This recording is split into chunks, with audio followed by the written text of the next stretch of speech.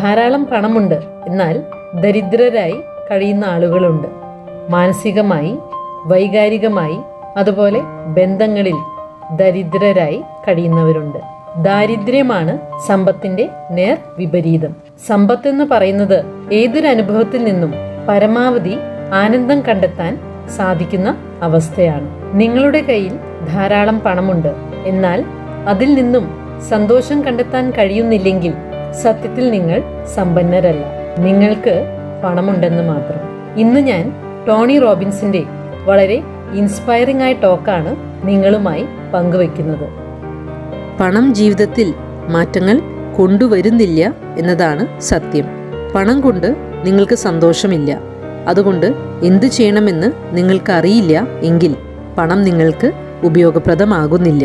നിങ്ങൾ ആഗ്രഹിക്കുന്ന പണം നിങ്ങളിപ്പോൾ ഉണ്ടാക്കുന്നില്ലെങ്കിൽ പോലും ഇപ്പോൾ ഇവിടെ സമ്പന്നരാകാനാണ് നിങ്ങൾ ശ്രദ്ധിക്കേണ്ടത്. മണി മാസ്റ്റർ ദി ഗെയിം എന്ന പുസ്തകം എഴുതിയപ്പോൾ ടോണി റോബിൻസ് ഒരു കാര്യം കണ്ടെത്തി. പല മൾട്ടി ബില്യനെയറുകളും വളരെ സ്ട്രെസ്ഡ് ആണ്. അവരുടെ ലൈഫ് സ്റ്റൈൽ അത്ര മികച്ചതൊന്നുമല്ല. അവർ സമ്പന്നരല്ല, അവർക്ക് പണമുണ്ടെന്ന് മാത്രം. തനിക്ക് പരിചിതനായ ഒരു മൾട്ടി ബില്യനെയർ അയാളുടെ കുടുംബം ഒരു കാര്യത്തിന് അല്പം പണം ചിലവഴിച്ചപ്പോൾ ബഹളമുണ്ടാക്കുകയും യാത്ര ചെയ്യാനായി കൊമേഴ്ഷ്യൽ ഫ്ലൈറ്റ് തിരഞ്ഞെടുക്കുകയുമാണ് ചെയ്യാറുണ്ടായിരുന്നത്. ചില ആളുകൾ സ്കേഴ്സിറ്റി മൈൻഡ്സെറ്റിനെ ഒരിക്കലും മറികടക്കുന്നില്ല. അത് എത്ര പണമുണ്ടെങ്കിൽ പോലും. സമ്പന്നരാകണമെങ്കിൽ ആദ്യം നമ്മുടെ സൈക്കോളജിയാണ് മാറ്റേണ്ടത്. കാരണം അതാണ് പ്രധാന തടസ്സമായി നിലനിൽക്കുന്നത്. മിക്കവാറും ആളുകൾക്ക് ഒരു സെറ്റ് പോയിന്റ് ഉണ്ട്. എത്രയൊക്കെ അവർ തങ്ങളുടെ ലക്ഷ്യത്തിലേക്ക് നീങ്ങിയാലും ഈ സെറ്റ് പോയിന്റിൽ മാറ്റങ്ങൾ സംഭവിക്കുന്നില്ല. അതുകൊണ്ട് സെറ്റ് പോയിന്റ് ആദ്യം വികസിപ്പിക്കുക എന്നതാണ് പ്രധാനം. അത് കൂടുതൽ പണമുണ്ടാക്കാനല്ല, മറിച്ച് ആനന്ദിക്കുന്നതിൻ്റെ സെറ്റ് പോയിന്റ് വികസിപ്പിക്കുന്നതിന് വേണ്ടിയാണ്. 10 വർഷം മുൻപ് ഉണ്ടാക്കിയതിലും കൂടുതൽ പണം ഇപ്പോൾ ഉണ്ടാക്കുന്നുണ്ടെങ്കിലും ആ ഒരു കാലത്തുണ്ടായതിനേക്കാൾ കൂടുതൽ സ്ട്രെസ് അനുഭവിക്കുന്നവരാണ് മിക്കവാറും ആളുകൾ.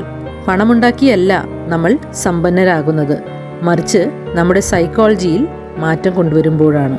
ഓരോ നിമിഷത്തിലും ഇഷ്ടമല്ലാത്ത കാര്യമാണെങ്കിൽ പോലും അതിൽ നിന്നും ആനന്ദം കണ്ടെത്തുമ്പോൾ നമ്മൾ സമ്പന്നരാകുന്നു. നമ്മുടെ ലക്ഷ്യം എന്നത് പണമുണ്ടാക്കുകയല്ല, ആനന്ദം കണ്ടെത്തുകയാണ്.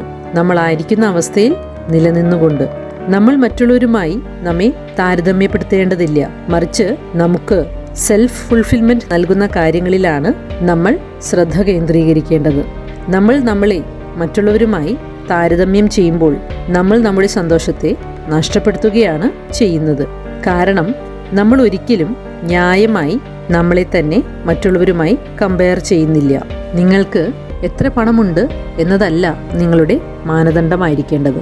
നിങ്ങളുടെ ബന്ധങ്ങൾ സന്തോഷകരമാണോ, നിങ്ങൾക്ക് ആരോഗ്യമുണ്ടോ എന്നതെല്ലാമാണ്. ഒരു ലക്ഷ്യമുണ്ടെങ്കിൽ നമ്മളത് മനസ്സിൽ കാണണം, അതിലേക്കുള്ള വഴി കണ്ടെത്തണം. അത് അൺകംഫർട്ടബിൾ ആയി തോന്നിയേക്കാം, നമ്മിൽ അസ്വസ്ഥത ഉണ്ടാക്കിയേക്കാം, എന്നാൽ അപ്പോഴും നമ്മളായിരിക്കുന്ന ജീവിതം ആസ്വദിക്കുവാൻ നമുക്ക് സാധിക്കണം.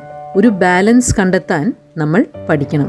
ശീതകാലത്താണ്, പ്രതിസന്ധികളുടെ കാലഘട്ടത്തിലാണ് ഏറ്റവും വേഗത്തിൽ മാറ്റങ്ങൾ സംഭവിക്കുന്നത്. ഈ കാലഘട്ടത്തിൽ ഭയന്നിരിക്കുമ്പോൾ പ്രവർത്തിക്കാൻ തയ്യാറായാൽ, ആക്ഷൻ എടുത്താൽ അത് വളർച്ചയ്ക്ക് കാരണമാകും. കാര്യങ്ങളെക്കുറിച്ച് അറിവുള്ളതുകൊണ്ടോ ഒരു അനുഭവമുള്ളതുകൊണ്ടോ നമ്മളതിൽ പ്രാവീണ്യമുള്ളവരാകുന്നില്ല. അതിന് ആവർത്തനം വളരെ പ്രധാനമാണ്. Repetition is the mother of mastery, repetition is the mother of skill എന്ന് ടോണി റോബിൻസ് പറയുന്നു. നിങ്ങൾ കുറേ വർഷങ്ങൾക്ക് മുൻപ് കണ്ട ഒരു സിനിമ നിങ്ങൾ ഇപ്പോൾ വീണ്ടും കണ്ടാൽ അതേ ഉൾക്കാഴ്ചകളാണോ നിങ്ങൾക്ക് കിട്ടുന്നത്? അല്ല, കാരണം നിങ്ങൾ വളർന്നുകൊണ്ടിരിക്കുകയാണ്. അതുകൊണ്ട് ആവർത്തനം വളരെ പ്രധാനമാണ്. പണം മാത്രമായിരിക്കരുത് നമ്മുടെ ഫോക്കസ്. തീർച്ചയായും അത് നമ്മുടെ ലക്ഷ്യങ്ങളിൽ ഒന്ന് മാത്രമായിരിക്കണം. ഒരു ബില്യനെയർ ആയാൽ അത് ജീവിതത്തെ മാറ്റിമറിക്കുമെന്ന് കരുതേണ്ടതില്ല. അത് ജീവിതത്തെ കൂടുതൽ രസകരമാക്കുമെന്ന് മാത്രം. സാധിക്കുന്നതിൽ ഏറ്റവും മികച്ച ലൈഫ് ക്വാളിറ്റി ഓരോ വ്യക്തിക്കും ഉണ്ടാകുന്നത് നല്ലതാണ്. എന്നാൽ അതിന് പണത്തെ ജീവിതത്തിൽ സ്ട്രെസ് ഉണ്ടാകാത്ത സാഹചര്യത്തിൽ നിലനിർത്തേണ്ടത് വളരെ പ്രധാനമാണ്. ജീവിതത്തിൽ ഉയർച്ചകളും താഴ്ചകളും മാറി മാറി വരുമ്പോഴും കഴിവും വ്യക്തതയും ശുഭാപ്തി വിശ്വാസവും നിലനിർത്താൻ കഴിയുന്ന ഒരു അവസ്ഥയാണത്.